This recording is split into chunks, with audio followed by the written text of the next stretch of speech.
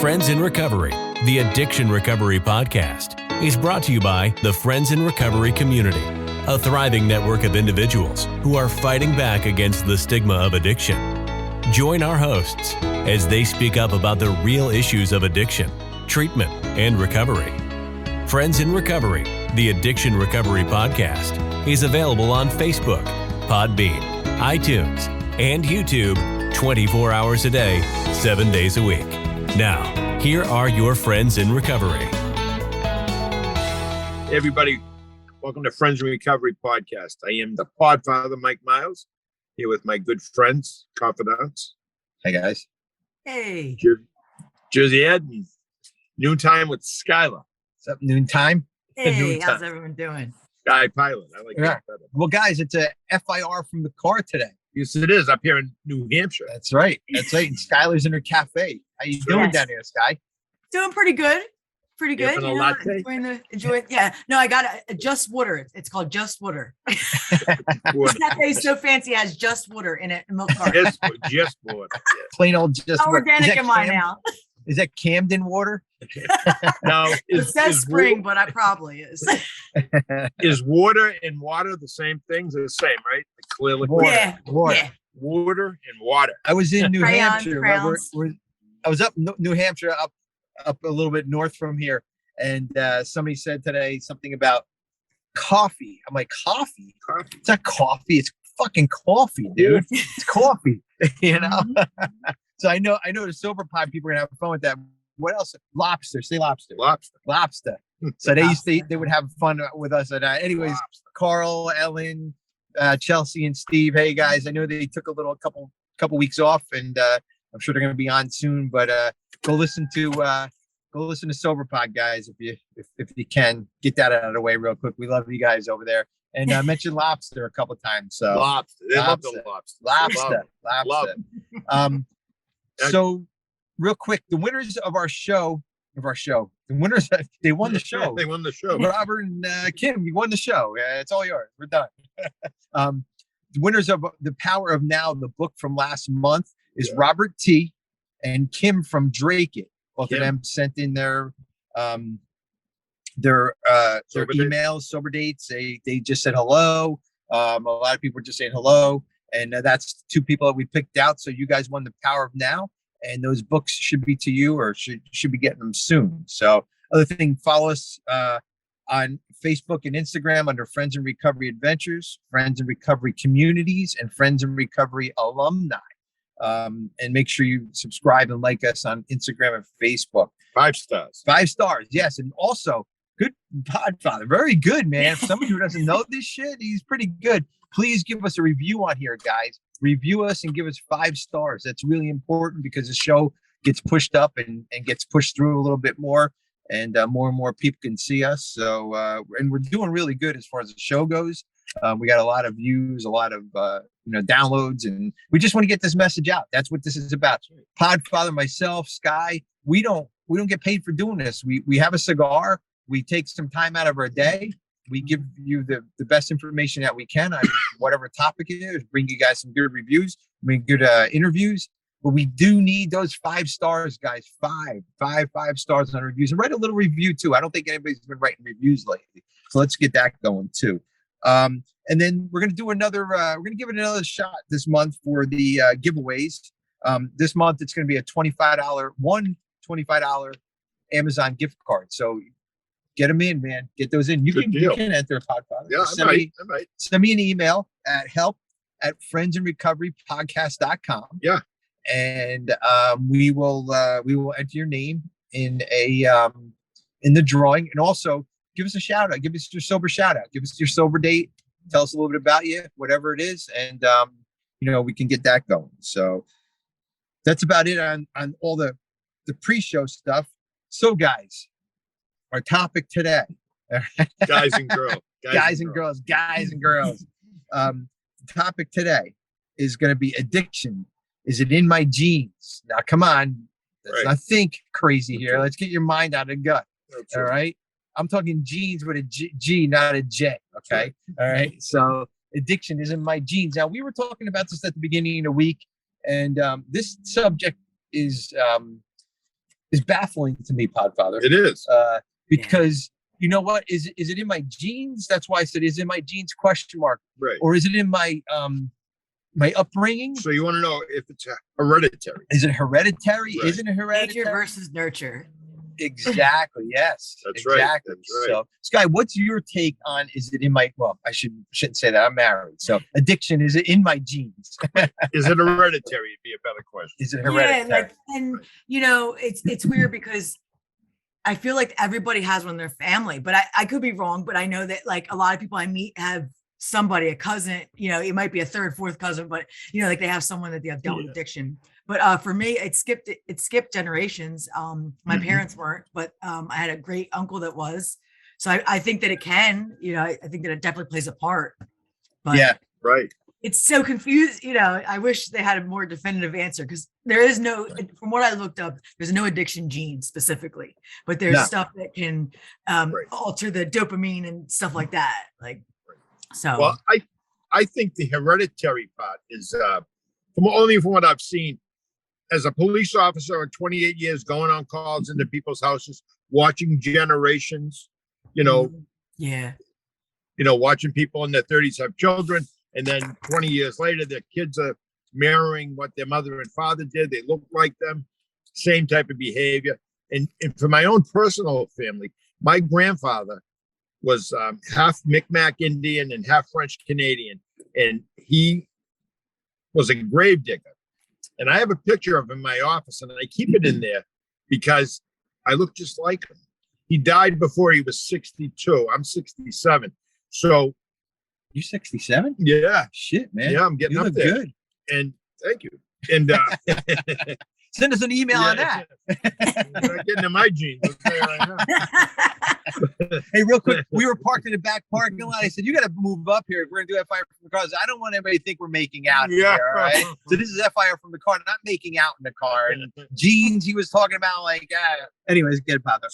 So my grandfather, Albert, he was a grave digger by trade. And I just remember, I never met him. He died before I was born. But I remember my mother telling me when he was sober, when he didn't drink, he was a sweet, lovable, loved nature, loved animals, just a wonderful man. But when he was drinking, he was a tyrant. He was a beast. He was mean. He put his hands on people, liked to fight, especially cops. When the cops come, they'd send 3 or 4 because he'd fight them, take their guns out of the holster, the whole bit. So I just think where I'm an alcoholic and a drug addict, and I have that in my, personal life. I have 3 sisters. None of them are addicted to anything, but I just feel it could be hereditary. And I think the well-known scholars that write all the stuff for mental health and, therapy and everything, I think they would say it's hereditary as well. But, I don't think it's a concrete answer. I think if I had a guess, I would say it is hereditary, but I don't think anyone can prove it. Well, my thought, Sky, were you going to say something? Go ahead. I was just going to say, I one article I was looking at too, like I was reading, it had said like sometimes it could be your passed down mental illness, and to cope with the mental illness, it leads to addiction. So it could be depression that leads to alcohol. Yeah. So, that's a thought even too. It's like, that could be genetics, just the mental health aspect, Yeah. Well, and my thought is also, I think it's a combination of, it looks like Cheech and Chong in here. Really, guys, we're smoking cigars, all right? It's just a little chilly out, so we can't have the windows open and FIR from the car here. It's not summer anymore. But I got ashes on his dashboard. It's and anyways, but environmental, your upbringing also, like you're around are you close to that parent that had the addiction or that loved one that had the addiction? My 2 sisters are not addicts or alcoholics. They can leave a glass of wine on the counter and look at it for days. I'm like, but my grandmother was, my dad was, and I was very close to both of them, my grandmother and my dad. My grandfather on my dad's side wasn't, but my grandfather on my mom's side was also. And I don't know, the history going back, but you know what? I was, and again, I was brought up in that, I couldn't wait for my first drink. we would sneak coffee while they were having their card games on Friday nights, drinking. We would drink coffee all night long. I drink it alcoholically, like to stay up. And I was wondering, like, how come my heart's going to pound out on my chest? I never, so I guess it's just the behaviors too. And kind of what you were saying, Sky, it's, it's to make us feel good. Some of my kids do have this gene, some don't. And I think the thing is that when we start, everybody experiments. I shouldn't say everybody, but most people experiment because it's part of life. And then when you have to flip the switch off to go into life, I think our switches are broke. My switch never went off. I went into life half-assed, but I went into my addiction full bore. If anything, I did my addiction really well. So the genes part is tough. Is it in there? I mean, Sky, you said there was there anything? You said you did some research. There was no specific addiction gene. No, there was something like I can't remember exactly. There was something about there is a gene that can affect like the way your dopamine is triggered, stuff like that. Yeah. But it wasn't it affected the dopamine receptor. I know it was something along the lines with that. So, but I don't remember offhand. Well, I think a lot of people, they resemble. Brothers and sisters can resemble each other. They can resemble their mom or their dad biologically, and those are definitely genes that, I know families, 3 generations, and you can tell they're related. You know what I mean? Yeah. So that's a definite. So if that's a definite, I think that, behavior could be a definite, especially mental illness.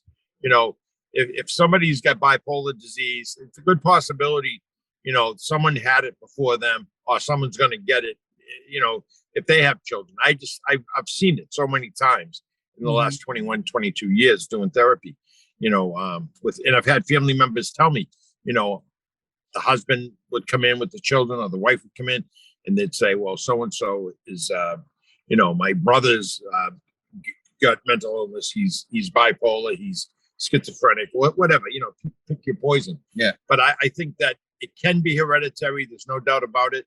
But again, I don't think it's necessarily 100% guaranteed that if you're an alcoholic and you have a couple of children, that they're going to be alcoholics of addiction. Yeah.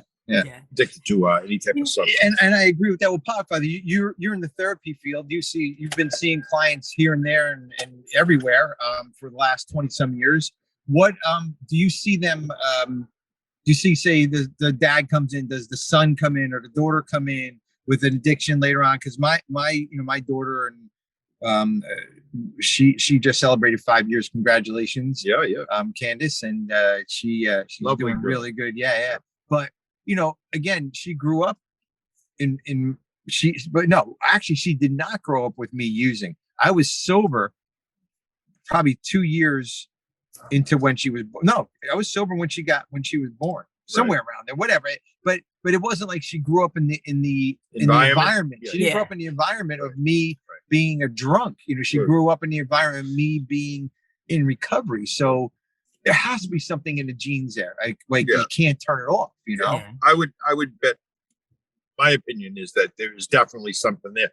But I also think that there might be a blessing. It can be a curse either way too. Yeah. But the other thing, guys, this is just our opinion on it. That's the other thing. This is not facts. We're not doctors. I do play a doctor on TV. No, I'm just kidding. But this is just He always wants to play doctor. That's right. Especially in your jeans, Mike. Yeah. Oh, geez. This could go really wrong in this show, okay, guys? And I can't wait for some of the comments or the emails that we get about in the jeans. So, but what too is I think my brothers, they're not addicts, alcoholics, but I think all 3 of us have addictive personalities. Like like they never got introduced. Drugs and alcohol were never really their thing, but we've all been in different phases. I can even see it with my son sometimes, the video games. Like personality that the behaviors. Sure, that's really interesting. I've been sober a while, as we all know. I just celebrated my 35th year of sobriety. And I know that my children, my daughter, Cara, going to be 28 on the 15th. Can't believe it. And my son, Chris, is 35. And I got sober when he was just a baby. And my oldest daughter, Michelle, she'll be mad if I say her age, but she doesn't look it. She's 46. She looks like she's 26. Yeah. But Michelle would remember the most. And, I was active back then, but I didn't do anything around them. I might have laid on the couch a little bit more than most fathers probably did on weekends. But, I asked her one day, I said, Michelle, do you have any bad memories, of me at all? And she has none, so that kind of made me feel better about myself because, we all, Skylar, Ed, myself, anybody who's got an addiction, as proud as we are of ourselves maintaining sobriety, we still have that self-doubt.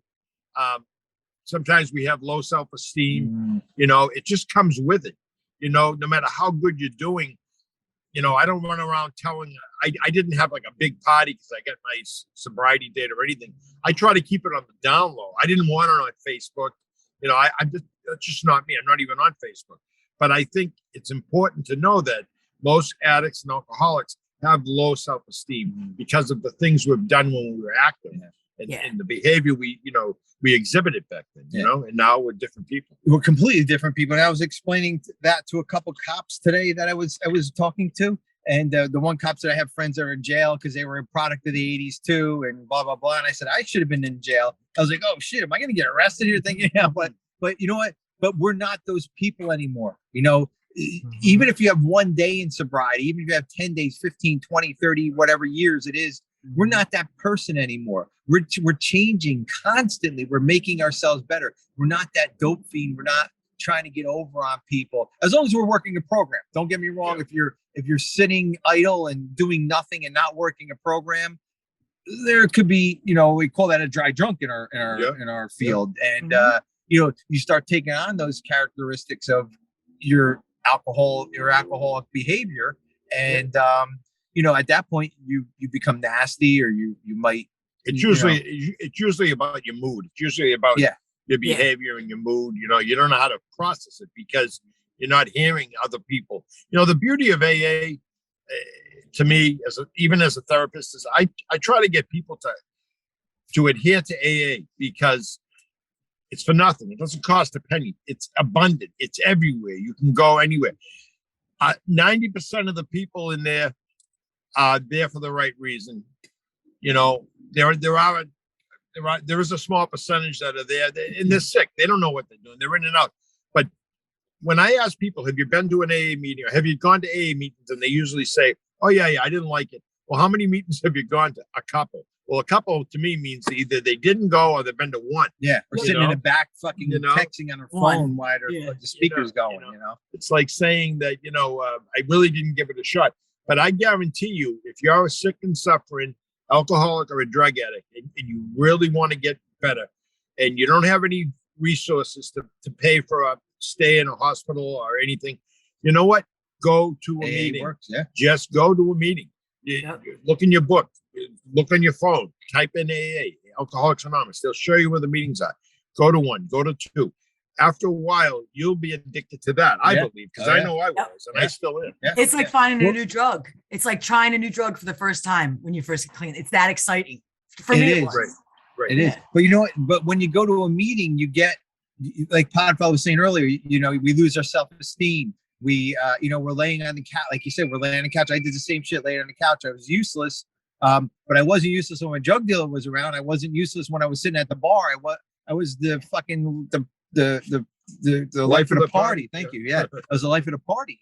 At that point. But when it came to the I'm going somewhere with this. When it came to the family, I was a dud. Now let me ask you this: what do you guys think about as far as codependency goes? Do you think that's also in the genes? Because I know my mom very codependent. Or my grandmother, a lot of people around me very codependent, and I don't know if that's because of the role that we had to play. I'm codependent too, or was, or try not to be. But I wonder if that's because of the role that we had to play in our lives, to keep the drunk happy or to keep the mood down. And Yeah, then we only know what we're taught, you know? Yeah, exactly. So maybe that's more environment. The one thing I did want to talk about here is how about the steps in our lives, working the steps in our lives, because I had no idea what reality was when I was drinking. I had no idea that, that I'm powerless. I mean, I know people who know these that kind of work the steps without working the steps. Does that make sense? Right? Like normies, that people that just work the steps to work, just they live by spiritual principles. Exactly. Yeah. Yes. They live by spiritual They have integrity. principles. They're honest. Depends on how you're raised, and whether you're spiritual or you believe in the universe or whatever. You got to believe in something. There is a power greater than us, no doubt about it. And I'm not talking God. I'm talking power. I'm talking a supreme, not even a being. Just the universe is more powerful than anything you can imagine. Yeah. If you just watch a show on the planets, or they'll talk about going to Mars, and they'll show you outer space and all the different planets and the asteroids and all this. It's just mind-boggling to me. It leaves me speechless, to look at the universe. And then when I hear, Mars is millions of miles away and it's going to take, a year and a half to get there, I'm like, I can't even comprehend that type of distance or whatever. So that is to me, that's a supreme power right there, Yeah. And I love it when people have some type of, because that's one of my questions in my evaluation. Do you have any faith, or do you have a belief in some type of power? And then I don't ask them about God. I don't mention the word God.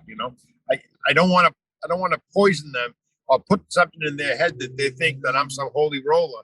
I don't want them to think anything about me or try to reflect on what I'm asking them, and then they're going to please me by giving me the answer, if that makes any sense. Yeah. Well, the other thing too, guys, there is a section in our literature in the big book, the agnostic.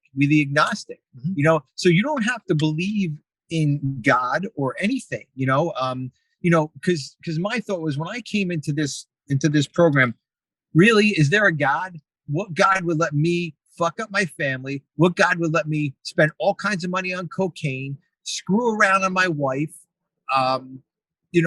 drink until the bank accounts run dry, throw money on a credit card? What kind of God would do that? But here it is to me. Now, again, this is my opinion. I'm not pushing this on anybody. This is not the opinion of anybody out there. This is just what I believe, that God was watching over me. I'm alive today. 27 years later, I'm alive today because somebody or something was watching over me, because God knows the positions that I were in. God knows all the drugs that I did, the drinking that I did, the driving that I did. I should not be here today. Just by scientific fact, I really shouldn't be here today, and but I am, and there are some people that aren't here today because of overdoses. And you and I, all three of us, we see it almost on a daily basis, unfortunately. Yeah, I met a woman this morning. I was at my mechanics, and when I pulled in, he was talking to this woman, and she was crying hysterically. I thought there was something wrong with her car, because there's all kinds of hoods open, and well, she just lost her 34-year-old daughter last night. She succumbed. She overdosed, and she has a 7-year-old daughter. So I mean, look at the spectrum, and it just kind of, it just broke my heart to see somebody in that kind of pain, and knowing there's nothing anyone can say or do that's going to take it away. But for me, right away, I'm texting my kids to say, hi, I love you. I hope you're having a good day. It's a codependency in him. Yeah, it really is, in a good way. But, it's like, I am so grateful on a daily basis because of all the heartache we see, and everybody knows somebody, unless you've been living under a rock for the last 10 years, this epidemic of this opioid addiction it just baffles me that so many people have died. So many people have died that the average life expectancy of people has dropped, has diminished, because that's how many people have died from an overdose. Never mind COVID or car accidents or any other type. Heart attack, right, cancer. It's just that alone. And, that's something that we could, as a society, we could really change that if we put our efforts together and get on this. But, slowly but surely, I'm sure it'll get better, but not until a lot is done. And unfortunately, there's going to be a lot of people that are going to be losing loved ones to this awful disease. Yeah. There's what's that show on Netflix about the pill mills? Oh yeah, about the Oxycontin stuff. Yeah, about the oxys. Yeah, I started watching an episode or two of it. I started too. It's good. Yeah, it's really, really good. I forgot the name of it, but we'll figure it out before the end of the show. Let me ask you a question. Now, this is the type of work you do. You're involved in this every day. Since, say, in the last 5 years, have you seen it increase, decrease, or stay the same with people looking for treatment and help for their addiction? And it's funny you say that, Mike, because I was just sitting there thinking, when you guys were talking about how many people were dying, I'm thinking, well, in the 1930s, there must have been a lot of this going on too when they wrote the book, right? Like, so I don't know. I'm curious, but the fentanyl is just such a huge thing right now that's like literally like almost like taking people out like in instances. Yeah. Right. So I think that has to increase it. But other than that, though, like think about it's definitely increased, but it's something that's always been a problem too. Right. Well, you know what, Skylar, you're right. But here's the thing. Think about in the 30s, 40s, 50s, 60s, 70s, every late 70s, people swept everything. They're not a sponsor of ours. That's what he's drinking. Good.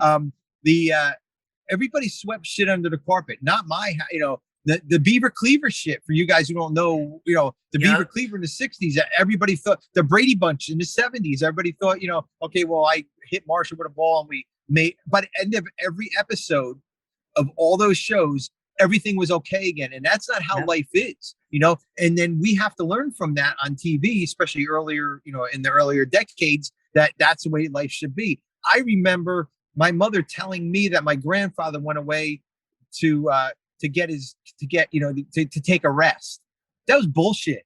I figured it out. He went away to a detox. He went away to treatment.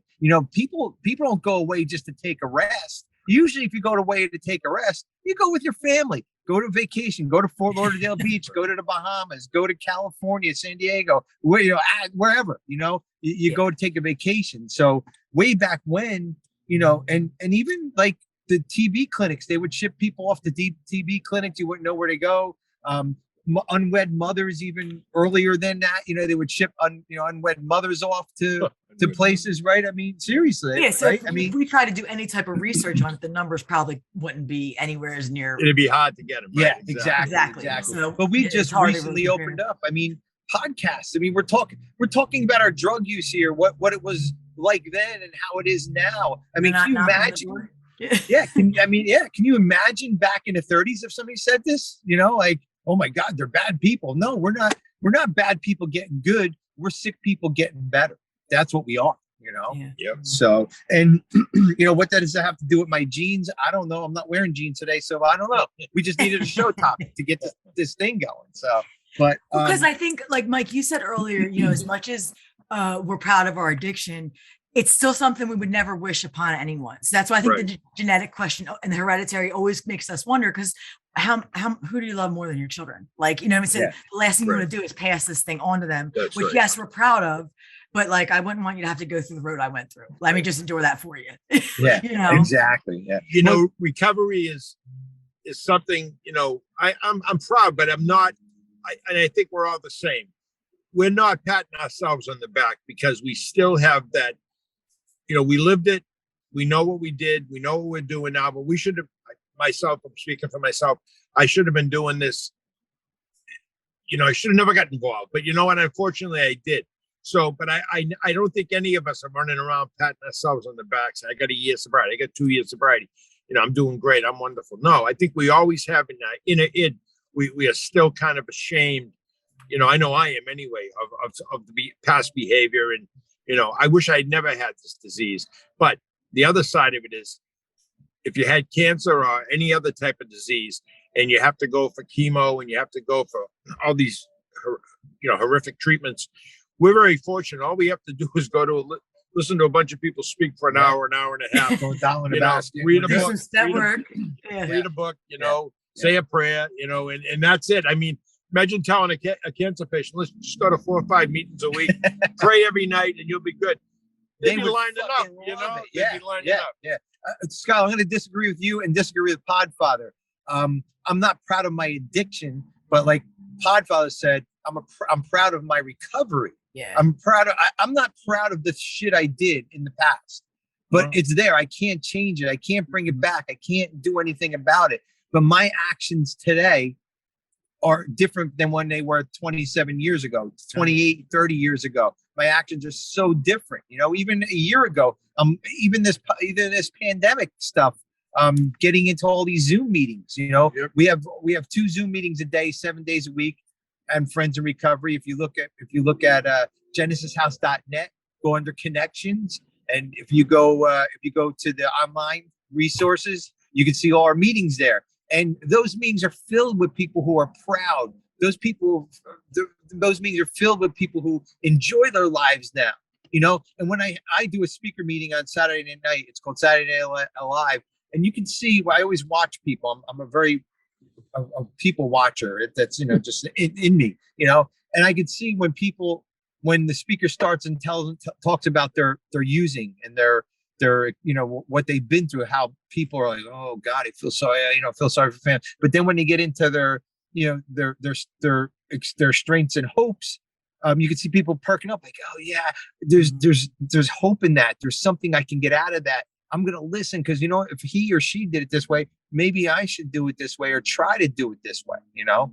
And you know, so that's kind of where I see that. But as far as the addiction, is it in my genes? I mean, what about food? I mean, is there somebody heavy in somebody's family and nobody else is heavy? You know, what's the, you know, that's still hitting the dopamine. That's still an addiction. That's still taking us out of ourselves.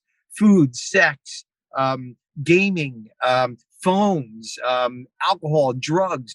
It all takes us out of ourselves. Even this podcast, I get a rush right before we come on because I love sharing about my recovery. I love telling people about what I did to stay sober, what I'm doing to stay sober 27 years later. I wouldn't be on this podcast if I didn't enjoy it. I wouldn't be explaining to people or giving them information if it wasn't going to help somebody. You know, all 3 of us right here on this podcast, by nature, we help people. I don't care whatever profession we would be in probably the help category of whatever profession we would be in. But this takes a little bit deeper. We can do podcasts. We can help people through where we've been, get them to be where we're at today. And that's the healing part of it, you know?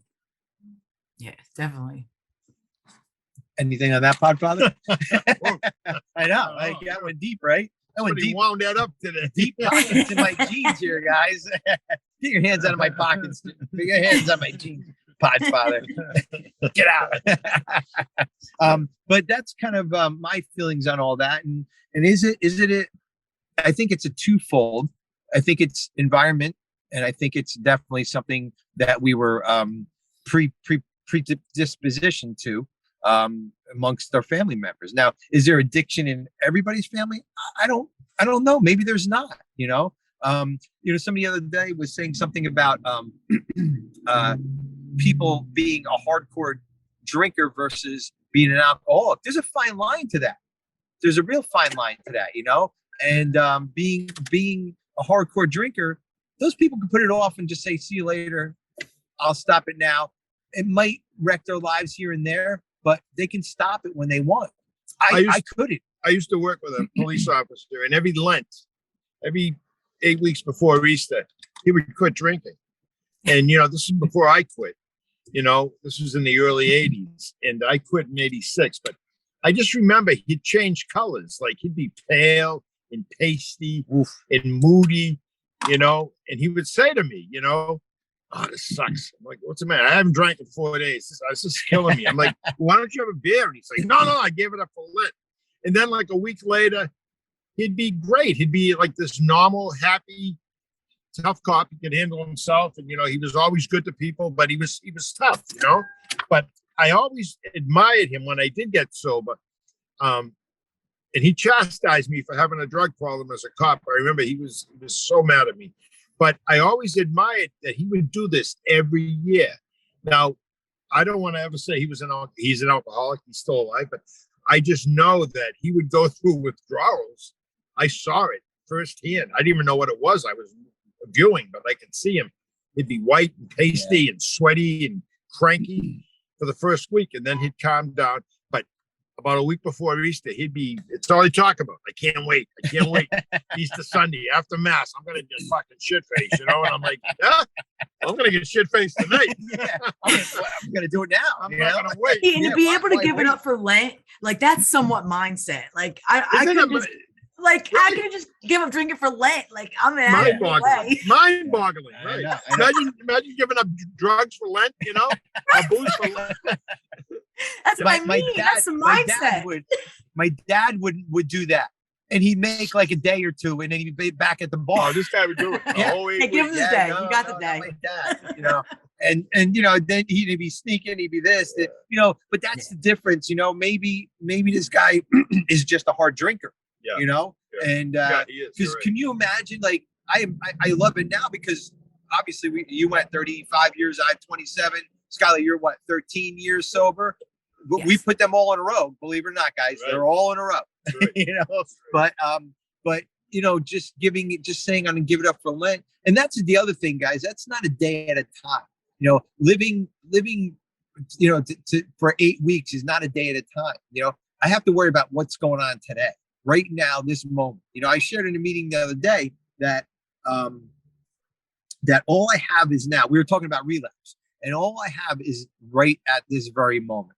It's all I got is being sober, getting on this podcast, talking to you guys, and staying sober right now. Not that it's a chore, but this is part of my sobriety, is doing all this stuff. Yesterday's sobriety means it means nothing. It really doesn't. It was a learning experience. But all three of us and anybody watching this podcast that's sober, all we have is today. We all are equal. We have one day of sobriety. If we get through the day, we'll start again tomorrow. And this is what I tell people in the group. I don't even like telling them that I've been sober this long. I don't want them to think that, oh my God, I'm going to have to do this the rest of my life. Yeah. I always tell them I'm an old man. The good thing about getting old is you've seen a lot, you've done a lot, you've experienced a lot. But all we have collectively as a group is if we're all sober today, we have one day. Yeah. We're all equal here. And that's how I view this every day. When I get up, I ask the same prayer every day. It takes me 20 seconds, not even. And then at night I say thank you and I go to sleep. But that's all we have. We have today. And you can't. My youngest daughter, I was trying to explain to her living in the day, live a day at a time. And she's complimented me a couple times on it. Out of clear blue sky, she'll send me a text saying, Dad, this really works. Yeah. And I'm like, good for her. I wish I had learned to live one day at a time. I know. Taking things one day at a time. Yeah. The money that we wasted, the precious moments that Skylar's son was on earlier, he's adorable. I mean, I know what a great mom you must be, and you are. But I think there are so many parents out there, they want to be good parents, and they are good parents. But once they start tipping, sipping, smoking, joking, you know what?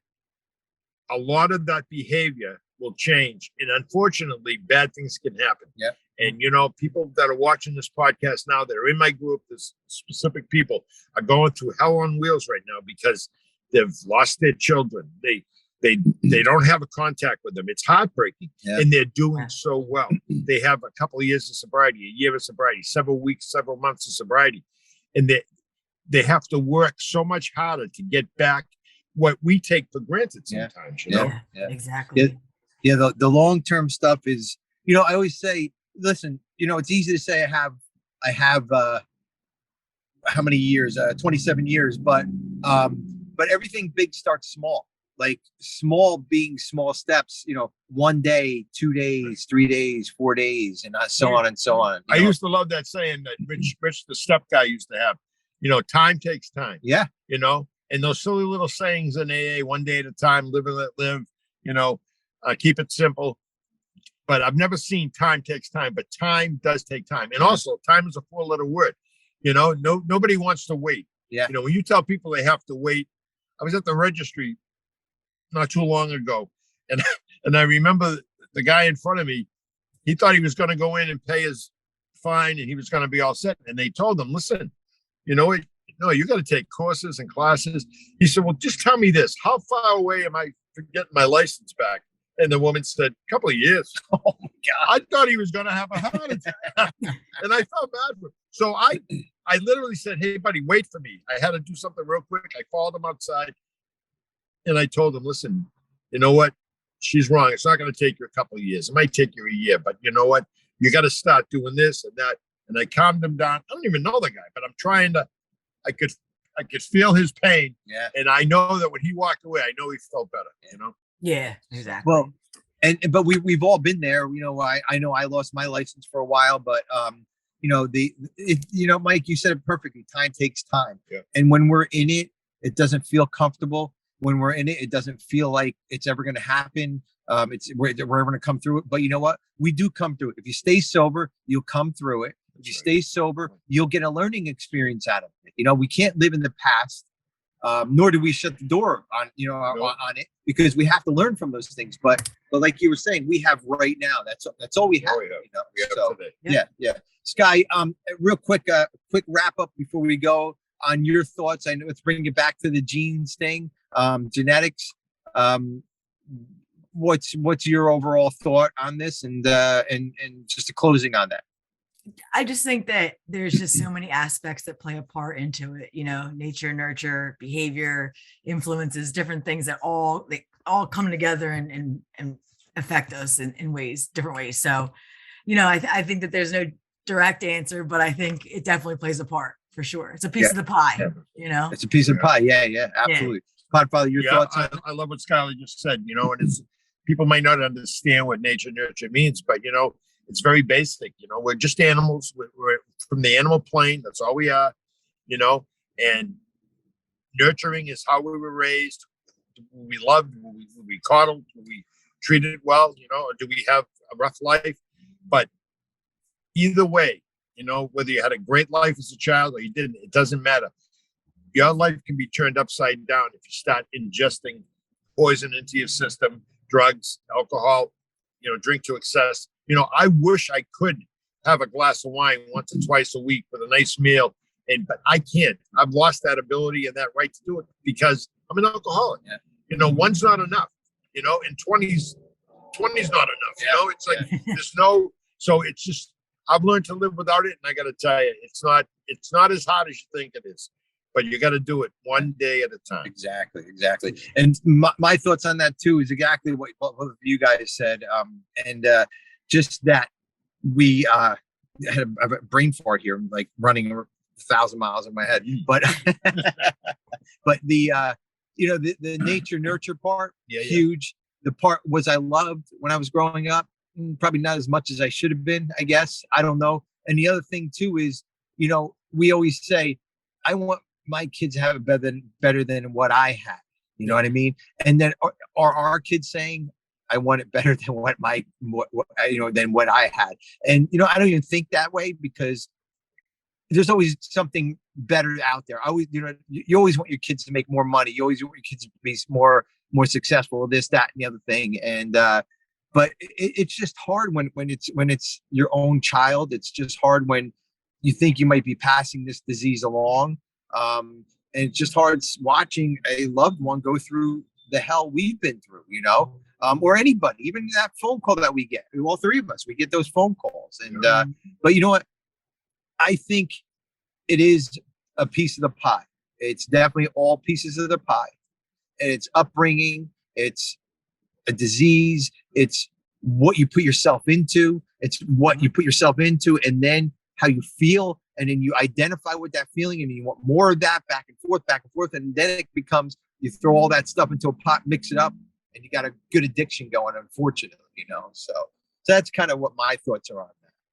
But well, I think we covered all bases when it comes to hereditary, or if it's in your genes or not. You know, I really believe that that's a question that it's really hard to answer, but I really think most people would agree, especially if they're brought up in a household where somebody close to them had a problem and they have a problem themselves. They're going to think definitely that it was hereditary. Absolutely. So, well, guys, FIR from the car and FIR from the cafe. That's right. Another good show. I know you guys really like the FIR from the car, so we try to throw these in here every once in a while. If you go back and watch some of the shows, there's a few of these FIRs from the car. It's just fun to get out here and just kind of smoke a cigar, have a different setting. Just like life, just go do something different. You know what I mean? Go do something different and have some fun and enjoy life. Don't be so hard on yourself. We always can beat ourselves up, and that's why I do this, Podfather. Yep. That's why I like kind of just doing the relaxed kind of thing. I know we were supposed to talk about jeans and clogs and suits and stuff, but just once you get relaxed and really get into it. So guys, thank you so much, everybody, for listening. FAR from the car, and that is it, Podfather. Yeah. Hey, Skylar, thanks. Good seeing you. You too. Always a pleasure. $1 million smile kills me. That's it. Right? It does. Skylar is the happy one out of the bunch. That's right. Stay sober, everyone. This concludes this episode of Friends in Recovery, the Addiction Recovery Podcast. Follow us on Facebook for past shows and updates, and enjoy free access to twice daily support meetings. Friends in Recovery, the Addiction Recovery Podcast, is available on Facebook, Podbean, iTunes, and YouTube 24 hours a day, 7 days a week. Since 1992, Genesis House has been helping real people heal from addiction on their private recovery campus in beautiful Palm Beach County, Florida. Their family-owned program is accredited by the Joint Commission and offers detox and dual diagnosis treatment in a comfortable and confidential setting. At Genesis House, they focus on treating the underlying causes of addiction. Their comprehensive approach includes psychiatric care, individual and small group therapy, trauma healing techniques, and holistic care including yoga, massage, and animal-assisted therapy. After treatment, their clients enjoy the lifelong support of a nationwide network of Genesis House alumni. Call Genesis House today at 1-800-737-0933 to speak with someone who understands. Visit them on the web at www.genesishouse.net. It's time to start your journey to a long and successful recovery.